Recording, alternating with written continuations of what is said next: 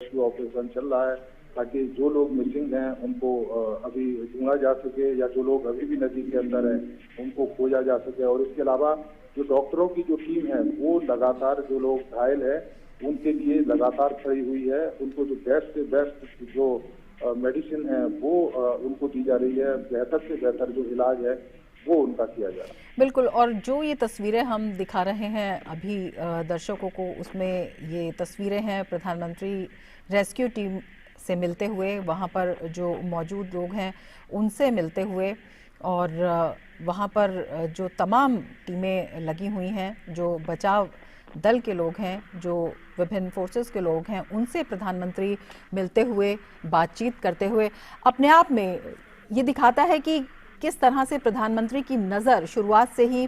इस पूरी दुर्घटना पर, इस दुखद घटना पर रही, और उन्होंने लगातार इसमें जो सहायता का आश्वासन दिया, इसके साथ ही जो डायरेक्शंस दिए और जो विभिन्न एजेंसियों का समन्वय देखते हैं।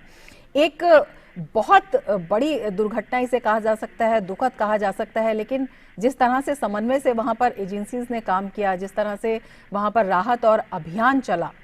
उसे कितना बड़ा कदम देखते हैं? देखिए बिल्कुल रमा, ये वो लोग हैं जो लगातार दिन रात रेस्क्यू ऑपरेशन कर रहे हैं। ये वो लोग हैं जो बिना सोए बिना रुके लगातार 24 घंटे वहां पर काम कर रहे हैं। और यही कारण है कि प्रधानमंत्री उन सभी लोगों से मिल रहे हैं, चाहे वो एनडीआरएफ के लोग हों, चाहे वो नेवी के लोग हों, चाहे वो जो आर्मी के लोग हों, और इसके अलावा स्थानीय लोग भी हैं। आप अगर देखें तो क्योंकि स्थानीय लोगों ने भी बड़े पैमाने पर रेस्क्यू ऑपरेशन किया था। सबसे पहले जो स्थानीय लोग हैं, स्वामी नारायण एक मंदिर है उस साइड के बगल में जहाँ पर ये हादसा हुआ था, उस मंदिर के निर्माण का काम चल रहा था और बड़ी संख्या में वहाँ पर जो लेबर थी, और इसके अलावा स्वामी नारायण जो मंदिर के जो सेवक थे वो वहाँ मौजूद थे। और जब ये हादसा हुआ तो सबसे पहले यही लोग रेस्क्यू के लिए वहाँ पर पहुंचे, और इन लोगों ने बड़ी संख्या में करीब 100 से 150 के करीब जो लोग हैं उनको सुरक्षित निकाल लिया था नदी से। और यही वजह है कि प्रधानमंत्री उनसे मुलाकात करते हुए, और जब प्रधानमंत्री रेस्क्यू टीम से मुलाकात करते हैं तो निश्चित तौर पर एक मोरल बढ़ता है रेस्क्यू टीम का, और एक हौसला मिलता है कि देश का प्रधानमंत्री उनके साथ खड़ा हुआ है, देश का प्रधानमंत्री उनसे मिल रहा है, देश का प्रधानमंत्री उनकी जो वस्तु स्थिति है उसको जान रहा है। दिन रात जो व्यक्ति काम कर रहे हैं कि किस तरीके से काम कर रहे हैं उसके बारे में जानकारी प्रधानमंत्री देता है। तो निश्चित तौर पर रमा एक हौसला भी बढ़ता है, और एक नई कह सकते हैं कि एक नई ऊर्जा भी उस रेस्क्यू टीम में मिलती है, और वो उस नई ऊर्जा के साथ फिर दोबारा से जो रेस्क्यू है वो शुरू करता है। रमा बिल्कुल, जज्बे को मजबूत करता है और जो जिम्मेदारी की भावना को और भी ज़्यादा प्रबल करता है जब प्रधानमंत्री स्वयं दिशा निर्देश देते हैं, स्वयं मिलते हैं और स्वयं समझने की कोशिश करते हैं कि किस तरह की वहाँ पर स्थिति है, क्या कुछ वहाँ पर हो सकता है, किस तरह के चैलेंजेस हैं, किस तरह से उनसे निपटा जा सकता है। इन पर प्रधानमंत्री जब स्वयं शामिल होते हैं, तो ये जो पूरी दुर्घटना रविवार को हुई थी, नीरज आपसे जानना चाहेंगे, एक बड़ी दुर्घटना थी, बड़ा चैलेंजिंग एटमॉस्फेयर वहाँ पर था, उसमें तमाम एजेंसीज ने किस तरह से काम किया, किस तरह से वहाँ पर राहत और बचाव काम चला, किस तरह से अब भी चल रहा है, कितने लोगों को वहाँ पर निकाला जा चुका है, और इसके साथ ही लगातार जो प्रधानमंत्री के निर्देशन में वहाँ पर काम हुआ है उससे राहत और बचाव काम में कितनी तेजी आई और कितनी कुशलता से एक बड़ा चैलेंज ये जो था इससे निपटा जा रहा है। देखिए सबसे बड़ी बात है 6:30 बजे का उस समय रमा समय था, और रविवार का दिन था, छुट्टी का दिन था। बड़ी संख्या में जो लोग हैं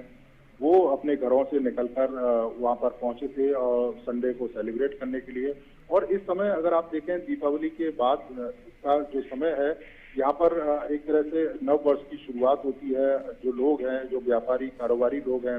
वो सब लोग छुट्टियां मनाने के लिए घरों से बाहर निकल जाते हैं, और इसी तरह का जो माहौल है वो मोरबी में था। बड़ी संख्या में लोग वहां पर पहुंचे थे, और जब ये हादसा हुआ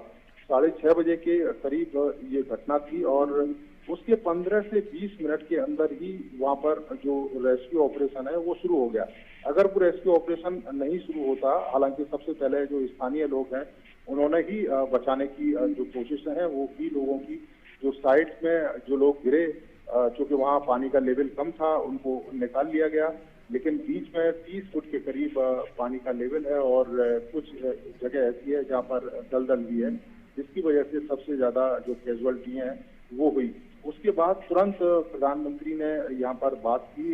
मोरबी के जो विधायक हैं उनसे उन्होंने बात की, पंचायती राज मंत्री भी हैं वो, और वो यहाँ पर मौके पर ही मौजूद थे। मुख्यमंत्री और गृह मंत्री को उन्होंने तुरंत दिशा निर्देश दिए कि तत्काल वो घटनास्थल पर पहुंचे। मुख्यमंत्री तुरंत रात को ही यहाँ पर घटनास्थल पर पहुंच गए थे और उसके बाद लगातार जो रेस्क्यू ऑपरेशन है वो शुरू किया गया। एनडीआरएफ की टीमें यहाँ पर पहुंच गई। उसके बाद जो नेवी के गरुड़ जो ऑफिसर हैं, खासतौर से जो जवान हैं, वो एक्सपर्ट होते हैं इस तरह के रेस्क्यू ऑपरेशन के लिए, उनको यहाँ पर लगाया गया। इसके अलावा इंडियन आर्मी के जो लोग हैं उनको तैनात किया गया। एसडीआरएफ की जो टीम थी वो लगातार यहाँ पर खोजबीन कर रही थी। गोताखोर हैं उनको भी यहाँ पर बुलाया गया ताकि जो रेस्क्यू है उसमें किसी भी तरह की कोई कमी रमा ना रहने पाए। और यही वजह है कि बड़ी संख्या में जो लोग हैं उनको बचाया भी गया, लेकिन एक बड़ी संख्या इस बात की भी है कि इस हादसे का शिकार भी हो गई, क्योंकि अभी तक जो जानकारी हमें मिली है 135 के करीब जो लोग हैं इस हादसे का शिकार हो गए, और कुछ लोग हैं अभी जिनको खोजने का काम रमा अभी भी किया जाता है। जो एजेंसियां वहां पर इस काम में लगी हुई हैं, जो बचाव दल वहां पर लगे हुए हैं, उनका क्या कुछ कहना है, क्या कुछ संभावनाएं वो जता रहे हैं? देखिए, चैलेंज है वहां पर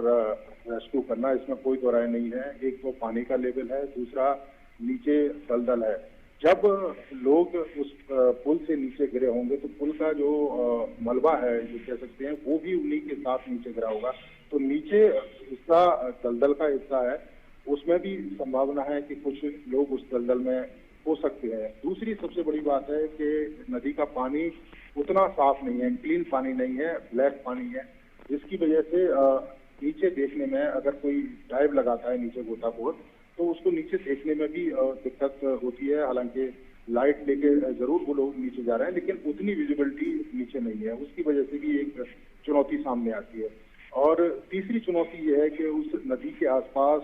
खरपतवार भी काफी ज्यादा है, और जिसकी वजह से ये भी संभावना है कि कुछ जो लोग मिसिंग है वो हो सकता है कि उस खरपतवार के नीचे फंस गए हों, तो वहां से भी खोजने का जो काम है वो लगातार किया जा रहा है। तो ये सारी जो चुनौतियां, इसके साथ ही जो 30 फुट के करीब पानी है उसको निकालने के लिए सामने एक छोटा सा डैम है